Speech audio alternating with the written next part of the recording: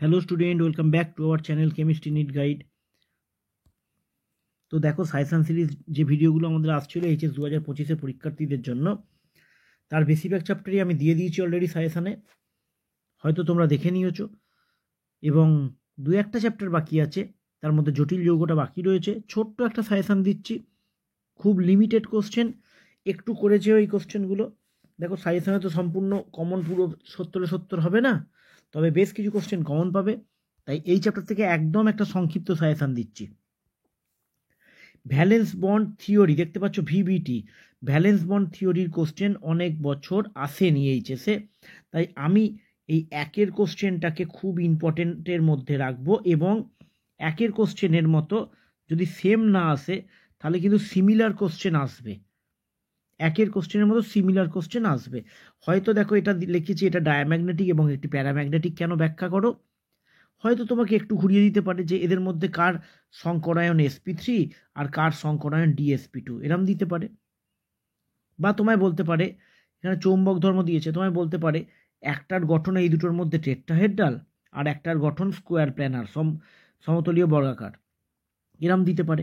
কিন্তু এই টাইপেরই কোশ্চেন একের যে দুটো দিয়েছি, এই টাইপের একের দুটো যদি নাও আসে, সিমিলার কোশ্চেন মানে অন্য যৌগ দিয়ে ভ্যালেন্স বন্ড থিওরির কোশ্চেন কিন্তু আসতে পারে।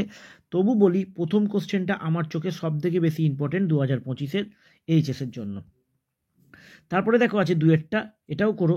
নিকেল কখনো নিম্ন ঘূর্ণন অষ্টতলকীয় জৈব জটিল যৌগ গঠন করে না। এটা তোমরা ছায়াপ্রকাশনীর বইতে হটসে বা শেষে কোশ্চেন অ্যান্সারে পেয়ে যাবে।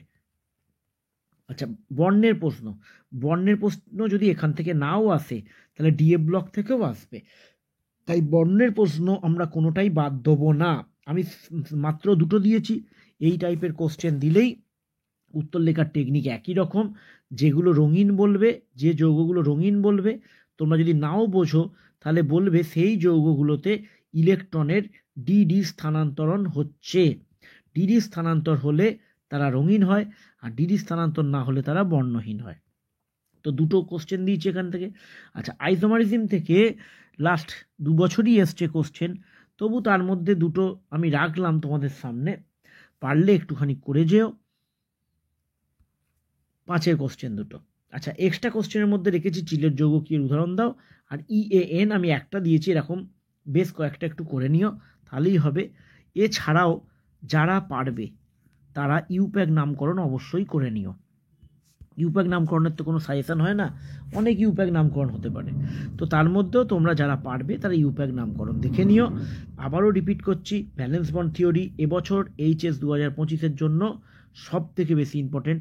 এখানকার কোনো কোশ্চেন মিস করো না। দেখা হবে, আমাদের নেক্সট ভিডিও আসছে আলটিমেট সাজেশন সিরিজের প্রথম ভিডিও আসবে অর্গ্যানিক কেমিস্ট্রির ওপর। তো খুব শীঘ্রই তোমরা দেখতে পাবে আলটিমেট সাজেশন সিরিজের অর্গ্যানিক কেমিস্ট্রি, তারপরেই দেখতে হবে ইনঅর্গ্যানিক কেমিস্ট্রি, তারপরে দেখতে হবে ফিজিক্যাল কেমিস্ট্রি, এবং তারপরে থাকবে লাস্ট মিনিট সাজেশন।